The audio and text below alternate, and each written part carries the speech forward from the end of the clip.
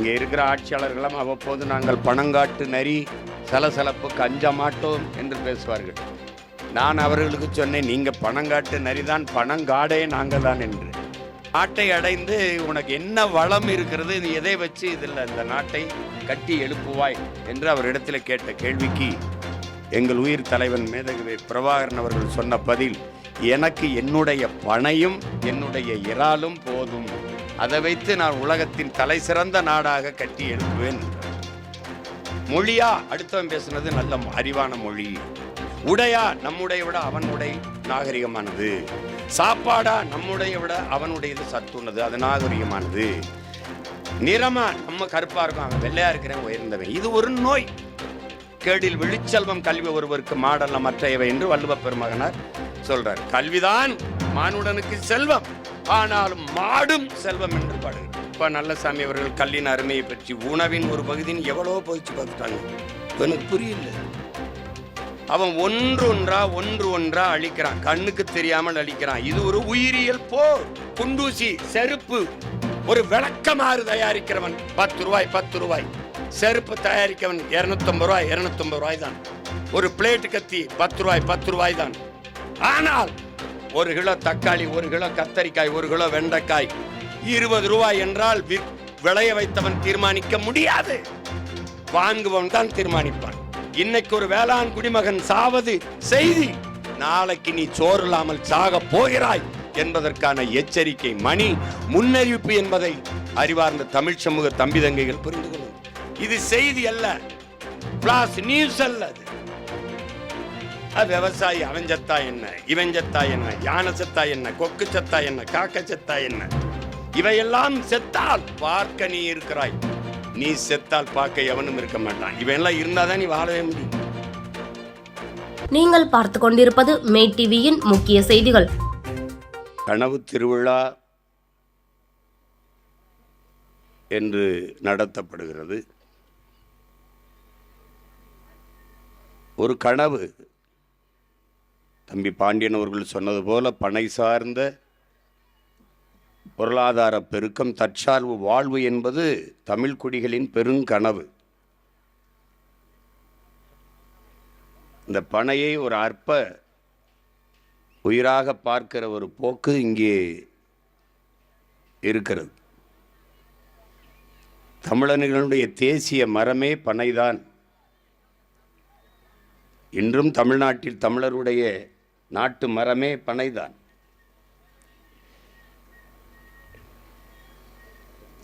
தென்னையோ வாழையோ மற்ற எம்மரங்களும் அதிகப்படியான பராமரிப்பு தேவைப்படுகிறது. இந்த உலகில் ஒரு உயிரினம் எந்த பராமரிப்பும் இல்லாது வளர்ந்து தன் உடலில் எல்லா உறுப்புகளையும் மானுட சமூகத்தின் பயனுக்கு தருகிற ஒரு உயிர் உண்டென்றால் அது உலகத்திலே பனை மட்டும்தான். 840 பயன்பாட்டை தருகிறது. அதனாலே அது கற்பக தரு என்று, அதில் உடலில் ஒன்று கூட கழிவு கிடையாது. அதுக்கு நீ உரம் போட வேண்டியதில்லை, அதுக்கு தண்ணி பாய்ச்ச வேண்டியதில்லை, அது தன்னைத்தானே பார்த்துக்கிறோம். இங்கே இருக்கிற ஆட்சியாளர்களும் அவ்வப்போது நாங்கள் பணங்காட்டு நரி சலசலப்புக்கு அஞ்ச மாட்டோம் என்று பேசுவார்கள். நான் அவர்களுக்கு சொன்னேன், நீங்கள் பணங்காட்டு நரிதான், பணங்காடே நாங்கள் தான் என்று. அந்த காடே நாங்கள் தான் என்று. இந்த பனையின் அருமையை விளக்குவதற்கு ஒரு சுருக்கமாக, எங்களுடைய தலைவர் தமிழீழ நாட்டை அடைவதற்கு போராடுகிற போது இந்த நார்வே உள்ளிட்ட நாடுகள் எல்லாம் எங்கள் அன்னையிடத்தில் பேச்சுவார்த்தைக்கு வந்தபோது அவரிடத்திலே கேட்கிறார்கள், பிரபாகரா நீ ஒரு சின்ன தீவில் இருக்காய், அதில் ஒரு பகுதி, இப்போ நியாயமாக பார்த்தா நம்ம ஊரில் 2 மாவட்ட அளவு தான் தமிழ் ஈழம் என்பது. இந்த நாட்டை அடைந்து உனக்கு என்ன வளம் இருக்கிறது, நீ எதை வச்சு இதில் இந்த நாட்டை கட்டி எழுப்புவாய் என்று அவரிடத்தில் கேட்ட கேள்விக்கு எங்கள் உயிர் தலைவன் மேதகு பிரபாகரன் அவர்கள் சொன்ன பதில், எனக்கு என்னுடைய பனையும் என்னுடைய இறாலும் போதும், அதை வைத்து நான் உலகத்தின் தலை சிறந்த நாடாக கட்டி எழுப்புவேன் என்றார். பனங்கிழங்கிலிருந்து மாவெடுத்து இந்த மைதாவுக்கு பதிலாக பயன்படுத்தினார். இன்றும் நம்ம இப்போ தான் நம்ம வருது, என் தம்பி குகனெல்லாம் அதை செய்து அனுப்புகிறார். பனம் பழத்தில் இருந்து அந்த சாறை எடுத்து அதை அது பண்ணி அதிலிருந்து இனிப்பு மிட்டாய் செய்து அது அதனுடைய பயன்களுக்கு அளவே கிடையாது. இங்கே பனையை ஏறுவது என்பது ஒரு தொழில் என்று பார்ப்பது தவறு. எங்களுடைய அப்பா, நம்முடைய நினைவில் வாழ்ந்து கொண்டிருக்கிற பெருந்தகை, இயற்கை வேளாண் பேரறிஞர் நம்மாழ்வார் அவர்கள் நமக்கு கற்பித்தது, நமது முன்னோர்கள் நமக்கு போதித்தம் அதுதான். வேளாண்மை என்பது ஒரு தொழில் அல்ல. விவசாயம், வேளாண்மை என்பது ஒரு தொழில் அல்ல. அது நம்முடைய பண்பாடு, நம்முடைய வாழ்வியல் என்கிற புரிதல் நமக்கு வரணும். அது எல்லா தொழிலும் மாதிரி இது ஒரு தொழில் அல்ல. தச்சு அது மாதிரி இது தச்சு தொழில், நெசவு தொழில் போல இது நெசவே ஒரு தொழில் கிடையாது. நம்மளுடைய வாழ்வியல். நெசவும் உழவும் மனிதனுக்கு உயிரை விட மேல். மானம்தான் மனிதனுக்கு உயிர் என்றால் அதுதான் எல்லாம் என்றால், மானத்தை மறைக்க அவனுக்கு ஆடையை தருவது நெசவு. உயிரை காக்கும் உணவை தருகிற, உயிரை வளர்க்கும் உணவை தருகிற ஒன்று வேளாண்மை. இவை இரண்டும் இல்லை என்றால் ஒன்றும் இல்லை. ஆனால் இந்த நாட்டில் இந்த ரெண்டு பேருக்கும் ஒரு மதிப்பும் இல்லை. இதுதான் இங்கே இருக்கிற பெரிய கொடுமை. அதுபோல பனை வேளாண்மை சார்ந்த ஒன்று. வேளாண்மை ஆடு மாடு வளர்த்தல், பட்டுப்பூச்சி வளர்த்தல், நெசவு பெண்ணுதல், பனை ஏறுதல், பனை சார்ந்த தொழில் செய்வது, இது வேலையை செய்வதெல்லாம் ஒரு வேளாண்மையோடு இணைந்த ஒன்று தான்.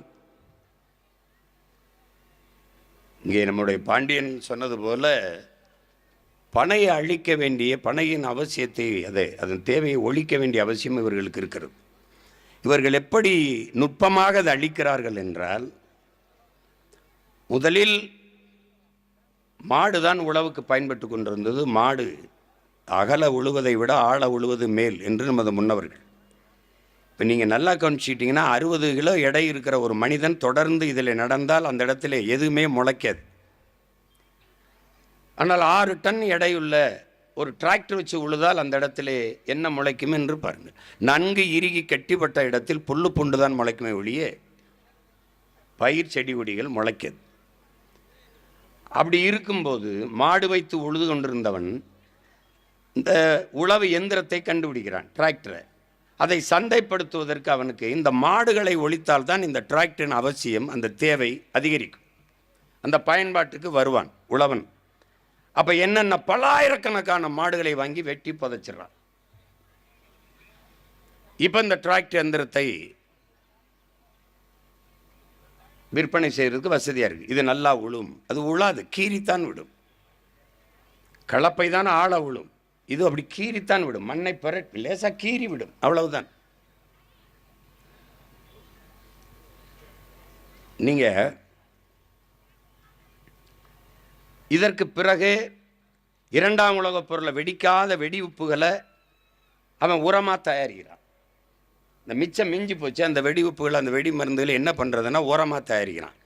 இந்த உரத்தை விற்கிறதுக்கு, சந்தைப்படுத்துவதற்கு அதிக மக்கள் தொகை கொண்ட நாடுகளை தேடுறான். அது இந்தியா மாதிரி நாடுகளை. இதுதான் உலகத்தின் பெரிய சந்தையாக இருக்குது. அதிக மக்கள் தொகை கொண்ட, நுகர்வு கலாச்சாரத்தை அதிகமாக கொண்ட மக்கள் கொண்ட நாடாக இது இருக்குது. எது வந்தாலும் வாங்கி பயன்படுத்தி பார்க்கணுங்கிற ஒரு பெரிய நோய் இந்த மக்களுக்கு இருக்குது. அதோட தன்னிடத்தில் இருப்பதை விட பிறரிடத்தில் இருப்பது உயர்ந்தது என்கிற இழி சிந்தனையும் இந்த மண்ணின் மக்களுக்குத்தான் அதிகம். மொழியா அடுத்தவன் பேசுனது நல்ல அறிவான மொழி, உடையா நம்முடைய விட அவன் உடை நாகரிகமானது, சாப்பாடா நம்முடைய விட அவனுடையது சத்துள்ளது, அது நாகரிகமானது, நிறமா நம்ம கருப்பா இருக்கும் அவன் வெள்ளையா இருக்கிறவன் உயர்ந்தவன். இது ஒரு நோய். இதை அவன் பயன்படுத்தி கொண்டு அந்த வெடி உப்புகளை சந்தைப்படுத்தினான். அதை போட்டால் நன்றாக விளையும் என்றான். நம்முடைய பயிர்கள் ஆள் உயர்ந்து இருக்கும், உள்ளே போனால் தெரியாது. 110, 120 இந்த மாதிரி குழி ஒலிச்சான், இந்த மாதிரி இது சம்பா, கருடஞ்சம்பா, மாப்பிள்ளை சம்பா, இந்த மாதிரியான பயிர்கள். அப்போ சாஞ்சு கிடக்கும், விளைஞ்சு காற்று எந்த பக்கம் வீசுதோ அந்த பக்கம் சாஞ்சு கிடக்கும். நம்ம குனிஞ்ச அர்த்தம். அப்போ அடி காட்டுக்கு நடு மாட்டுக்கு நுனி வீட்டுக்குன்னு ஒரு சொலவிடை இருந்தது. அந்த நடுப்பகுதியை மாட்டுக்கு தீவனமாக வச்சோம். மாடு நம்மோடு ஒரு உடன் பிறந்தான் போரில் உழைத்தது. குப்பையை கொண்டு போய் வண்டியில் ஏற்றி கொண்டு கொட்டுவோம். உழவுக்கு அவனை உழுவான். அறுத்த கருதி அவனை ஏற்றிட்டு வந்து இறக்குவான். அடித்து போட்டதை அவனை காலால் மிதித்து புனையில் பற்றி உதுத்து விடுவான். அந்த வைக்கோலை அவனுக்கு போடுவோம். அப்புறம் நெல்லை நம்ம எடுத்துக்கிடுவோம். நெல்லை எடுத்து அதை குத்தி என்ன பண்ணுவோம், தவிட மாட்டுக்கு கொடுத்துட்டு அரிசி சோறாக்கி நம்ம சாப்பிடுவோம். சாப்பிட்டு மிச்ச சோறையும் தண்ணியும் அவனுக்கே ஊற்றுவோம். இது ஒரு தற்சார்பு வாழ்க்கையாக இருந்தது. மறுபடியும் உரம் அவனே சாணியாக தந்துடுவான். அதை சேமித்து வச்சு உரக்கடங்களை மறுபடியும் கொண்டு கொட்டுவோம். இப்படி ஒரு வாழ்க்கை முறை இருந்தது. மாடு நம்மோடு இருந்தது. அது நம்மள வாழ்க்கையில் ஒன்றி போனவன் நம்ம உறவு. இன்னும் எங்கள் வீடுகளில் குடும்ப அட்டையில் ரேஷன் கார்டில் மாட்டு பேர் இருக்குது. இன்னும் எங்கள் வீடுகளில் குடும்ப படங்களில் பக்கத்தில் மாடு நின்று படம் எடுத்ததே இருக்குது. 5000 ஆண்டுகளாக நம்மோடு இணைந்து இசைந்து உறவில் ஒருவனாக வாழ்ந்தது. அதனால தான் கேடில் விழிச்செல்வம் கல்வி ஒருவருக்கு மாடல்ல மற்றையவை என்று வள்ளுவ பெருமகனார் சொல்றார். கல்விதான் மானுடனுக்கு செல்வம், ஆனாலும் மாடும் செல்வம் என்று பாடுகிறார். மாடு மாடல்ல செல்வம். அந்த மாடை ஒழிச்சால்தான் இந்த ரசாயன உரத்தை, இந்த டிராக்டர், இந்த உழவு எந்திரத்தை விற்பனை பண்ண முடியும். இந்த ரசாயன உரத்தை என்ன, மாடு இருக்கிற வரை ஆடு இருக்கிறவரை என்னன்னும் இந்த இயற்கை உரம் சாணி கிடக்கும், அது குப்பையாகும், அது உரமாகும். அப்போ அந்த உரத்தை ஒழிச்சாதான் இந்த உரத்தை விற்க முடியும். இப்போ அவன் கொண்டாந்து போட்டான். நம்முடைய பாரம்பரிய நெல் வகை அந்த உரத்தை ஏற்கலை. அப்போ விளைச்சல் வரலை. அப்போ நம்முடைய வேளாண்குடி மக்களின் புகார் என்ன, என்னையா உன் உரத்தை போட்டால் விளையும்னா ஒன்றும் வரலையா அப்படின்னா. அப்போ உன் விதை தப்புன்ட்டான். உன் விதை சரியில்லை, நான் ஒரு விதைதாரன்னு அவன் என்ன பண்ணா, 5008 5020 இந்த குட்டையா பயிர் குனிஞ்சு முட்டிக்கால் போட்டு சாஞ்சறுத்த நெல், குனிஞ்சு அறுத்த நெல் வயலுக்கு உள்ள முட்டிக்கால் போட்டு இருக்கிற உயரத்துக்கு வந்துருச்சு. வரப்புயர நீர் உயரும், நீர் உயர நெல் உயரும், நெல் உயர குடி உயரும், குடி உயர கோல் உயரும், கோல் உயர கோன் உயர்வான்னு அவைவானது பொய்யாயிட்டுது. அப்போ என்ன ஆயிடுச்சு, வரப்பு இருக்கு, நீர் இல்லை, பயிரும் உயரலை, எல்லாம் குட்டையாக போச்சு. அறுத்தா அடி காட்டுக்கு இருக்குது, நுனி வீட்டுக்கு இருக்குது, நடு மாட்டுக்கு இல்லை, மாட்டுக்கு தீவனம் இல்லை, ஒழிச்சான். இப்படி ஒவ்வொன்றா நுட்பமாக அடித்தான். நம்ம என்ன பண்ண, நமக்கு வளர்ச்சி வளர்ச்சி வளர்ச்சி, காதில் தேனை ஊற்றிக்கிட்டே இருந்தான். வளர்ச்சி வேலை வாய்ப்பு, வளர்ச்சி வேலை வாய்ப்பு. அதுதான் அப்பா சொல்கிறார், இந்த பசுமை புரட்சி பச்சை புரட்சி என்பது நாம் வளர்ச்சி விஞ்ஞானம் என்று கருதினோம். அப்புறமா தான் தெரியுது அது விஞ்ஞானம் அல்ல, வியாபாரம் என்று புரிந்து கொண்டோங்கிறார். அதான் உண்மை. அப்புறம் கடைசியா ஆனாலும் இந்த பயமக்க மாட்டை ஒழிக்கிற மாதிரி இல்லை. அப்போ மாட்டை வதைக்கிறார்கள், ஜல்லிக்கட்டுக்கு தடை என்று வந்தார். பாரம்பரிய காளைகளை ஒழித்து விட்டால் இந்த நாட்டு மாடுகளின் இனப்பெருக்கம் ஒழிந்துவிடும். ஜல்லிக்கட்டு இதற்கு பயன்படவில்லை என்றால் காளைகளின் அவசியம் இல்லை, அடிமாட்டுக்கு வித்து விடுவான் என்று மாட்டின் மேல் அக்கறை இருப்பது போல காட்டி மாட்டை அழிக்க முடிவெடுத்தார். ஒரு இனம் அழிகிறது என்றால் தம்பி பாண்டியன் சொன்னது போல மாட்டை அழிப்பது, ஆட்டை அழிப்பது, பாரம்பரிய அவன் தொன்ம அடையாளங்கள், பாரம்பரிய விதை அழிப்பது, அவனுடைய மொழி அழிப்பது, கலை இலக்கியத்தை அழிப்பது, வழிபாட்டை அழிப்பது, பனை அழிப்பது, இவை எல்லாவற்றையும் அழிக்கும் போது அந்த இனம் மொத்தமாக அழிந்துவிடும். இப்போ ஏறக்குறைய 90 விழுக்காட்டுக்கு மேலே நம் இனம் அழிந்து விட்டது. அதுபோலதான் பனை. அதிலிருந்து கருப்பட்டி, நொங்கு, பதநீர் எல்லாம் இருந்தது. அதை கல்லுன்னு சொல்லிவிட்டான். அதை என்ன பண்ணா, இங்கே பாருங்க, நுட்பமாக பனை அரிச்சு இப்போ செங்கல் காலவாய்க்கு சும்மா இதுக்குமா போட்டு அறுத்து நாசம் பண்ணி விட்டான். 50 ஆண்டு கால பனையை வெறும் 50 ரூபாய்க்கு விற்கிற நிலைமை தள்ளிடுச்சு. அது பயன் இல்லைப்பா. பனைமரத்தூச்சி எங்கள் வீட்டில் எங்கள் வரப்பில் இருந்த பனையில் குறுக்க ஒவ்வொரு மரத்தையாக வெட்டிட்டு அப்படி எங்கள் அண்ணன், இது ஏப்பா வெட்டினா, இதுக்கு போய் கோவப்படுற, ஏன் இப்படி வெட்டினான்னு கேட்டதுக்கு, இதுக்கு ஏப்பா அப்படி கோவப்படுற, பனை தானப்பான்ட்டு. அவ்வளோதான் அவருக்கு தெரிஞ்சது. இதை வச்சுக்கிட்டு என்னப்பா பண்ணுறது, ஒன்றும் இல்லைன்ட்டு. நொங்கு தானே, இந்த 10 மரம் இருக்குது, காய்ச்சா பத்தாதான்ட்டு. இவ்வளவுதான் புரிதல். பனை, என் அன்பு சொந்தங்களே, என் அருமை உடன் பிறந்தார்களே, எல்லா மரத்திற்கும் வேர். ஆனால் பனைக்கு வேர் இல்லை, அது குழாய், டியூப். நீங்கள் போட்டு பேயுன்னா பாருங்கள், பட்டு போனால் ஏதாவது பனை இருந்தால் அந்த மரத்தின் வேரை எடுத்து பாருங்கள், கருப்பாக அப்படி இருக்கும். கருப்பாக அந்த தோல் அப்படி உரிச்சிட்டிங்கன்னா உள்ள பஞ்சு இருக்கும். உள்ள பஞ்சு இருக்கும். எல்லா மரங்களுக்கும் பக்க வேர் இருக்குது, பனைக்கு பக்க வேர் கிடையாது.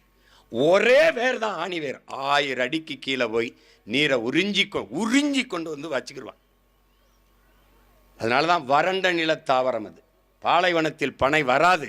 ஆனால் எண்மண், ராமநாதபுரம், சிவகங்கை, கோயில்பட்டி மாதிரி வறண்ட நிலத்திலையும் பனை வரும். 1000 அடி கீழே போய் தண்ணி எடுத்து வந்து வச்சுக்கிடுவான். அப்பா நம்மாழ்வார் என்ன சொல்கிறாங்க, 10 பனை மரம் கிணறை சுற்றி இருந்தால் கடைசி வரைக்கும் நீரை வற்ற விடாதுறாங்கிறப்ப. இந்த பரதேசிகள் இன்னைக்கு ஆட்சியில் இருக்கிறவன்லாம் நீர் வழிந்து ஓடுகிற காவாயை 2 பக்கமும் சிமெண்டை பூசி, நடுவலையும் சிமெண்டை பூசி விடுறான். நம்ம முன்னோர்கள் இருகரையும் பனையை வளர்த்தான். அரண் மாறி நின்று வேற பிடிச்சி இறுக்கி வச்சுக்கிறோம். அந்த மண்ணை அரிக்க விட மாட்டான், அப்படி பிடிச்சி வச்சுக்கிடுவான். அந்த பனையை வைக்காமல் வெட்டி விட்டுவிட்டு வளர்க்காமல் விட்டுவிட்டு சிமெண்டை போட்டு பூசி விடுறான். யாராவது செய்கிற வேலையா பார். இந்த தண்ணீர் கசிந்து ஓடி, கசிவு நீர் பாசனமே 1,00,000 ஏக்கர் இருக்கு. இந்த எங்கள் அப்பாவுக்கு அதுக்கு நாங்கள் போகிறான்னு போய் கசிவு நீர் பாசனம். நிலத்தடி நீர் பூமிக்குள்ளே போய் தான் நிலத்தின் நீரடி மட்டம் உயரும். அங்கே நண்டு, நத்தை, புல், மண்புழு எல்லாம் இருந்தால் தான் மண் வளப்படும். அது உருவாகவே விடாமல் சிமெண்டை பூசி, கீழே சிமெண்டை பூசி தண்ணி விழுந்தோன்னா நேராக ஓடி போயிடும். இப்படி ஒரு அறிவியல் தொழில்நுட்பத்தை நம்ம ஆட்சியாளர்கள் கண்டுபிடித்திருக்கிறார்கள். பனையின் பயன்பாடு என்னவென்று தெரியாமல் இன்னைக்கு பெரிய பெரிய கடைகள் போனால் கிளுகிழுப்பை, சீன கிளுகிழுப்பை, கொட்டான் சீன கொட்டான், பாய் சீன பாய். ஏன் சீன பாயில் படுத்தா தான் இவனுக்கு கனவு வரும், தூக்கம் வரும். நம்ம பாயில் படுத்தா வராது. அவனுக்கு ஏதாவது ஒன்று வெளிநாட்டிலிருந்து வரணும். நம்ம பாயவே சிங்கப்பூருக்கு கொண்டு போய் கப்பலில் அங்கிருந்து கொண்டாந்து இங்கே சிங்கப்பூர் பாயின்னு விழுந்து விழுந்து வாங்குவான்.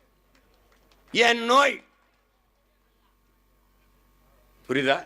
நேற்று கூட நான் பேசிக்கிட்டு இருந்தேன். நான் சொல்கிறத இவனுக்கு ஏற மாட்டேங்குது. ஏன்னா அவனை மாதிரியே நானும் கருப்பாக இருக்கிறனால வேணே இருந்தாலும் இப்படி கட்டை ஒரு மீதி வச்சுட்டு குட்டையாந்து இந்த பை வேணே நம்ம பை தானேப்பா. உள்ளூர் மாடு விலை போகாது. அப்போ ஒருத்தர் சொன்னார், ஒரு அருள் தந்தை உட்காந்துக்கிட்டு, அதையே ஹைட் வெயிட் ஒயிட்டாக இருக்கணும், அப்போ தான் பேக்காப்பாங்கிறப்பல.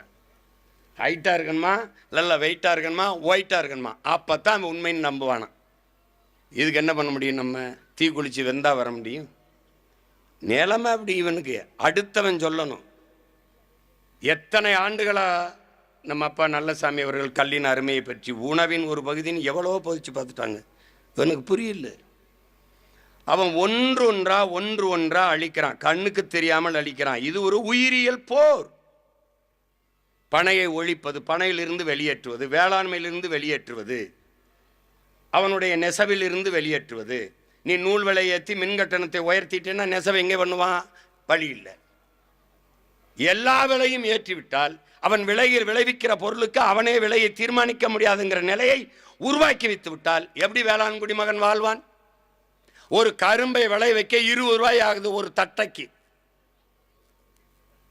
ஒரு கிலோ தக்காளியை விளைய வைக்க 20 ரூபாய் ஆகுது. அவன் சந்தைக்கு கொண்டாந்து இறக்கும் போது விளைய வைத்த அவன் தனக்கு 5 ரூபாய் லாபம் வச்சு 25 ரூபாய்னு விற்க முடியாது. வாங்குகிறவன் தீர்மானிக்கிறான். இங்கே ஒரு குண்டூசி செருப்பு, ஒரு விளக்கமாறு தயாரிக்கிறவன் 10 ரூபாய். செருப்பு தயாரிக்கவன் 250 ரூபாய் தான். ஒரு பிளேட்டு கத்தி 10 ரூபாய் தான். ஆனால் 1 கிலோ தக்காளி, 1 கிலோ கத்தரிக்காய், 1 கிலோ வெண்டைக்காய் 20 ரூபாய் என்றால் விளைய வைத்தவன் தீர்மானிக்க முடியாது. வாங்குவன் தான் தீர்மானிப்பான். 20 ரூபாய் தக்காளி 10 ரூபாய் கொடுத்தா கொடுக்கலைன்னா போ என்று சொல்வான். நீ உணவுப் பொருளை திருப்பி எடுத்துட்டு போக முடியாது, கெட்டு போகும். அப்ப வந்த விலைக்கு பாதி நட்டத்திற்கு பாதி இழப்புக்கு விற்கிறான். வழி இல்லை, இழப்பை தாங்க முடியாது, பால்டாலை வாங்கி கொண்டு விளைநிலத்திலே குடிச்சிட்டு சாகுறான். இதான் நடக்குது. வயல் வரப்பில் இருக்கிற மரத்திலே தூக்கில் தொங்குறான் விவசாயி என்றால் இதுதான். ஒரு நாட்டில் வேளாண் குடிமகன் வாழ்கிறான் வளர்கிறான் என்றால் அந்த நாடு வாழ்கிறது வளர்கிறது என்று பொருள். ஒரு நாட்டில் ஒரு வேளாண் குடிமகன் வாழ முடியாமல் சாகிறான் என்றால் அந்த நாடு நாடல்ல சுடுகாடு என்று பொருள். இன்னைக்கு ஒரு வேளாண் குடிமகன் சாவது செய்தி, நாளைக்கு நீ சோறு இல்லாமல் சாக போகிறாய் என்பதற்கான எச்சரிக்கை மணி, முன்னறிவிப்பு என்பதை அறிவார்ந்த தமிழ் சமூக தம்பி தங்கைகள் புரிந்து கொள்ளும்.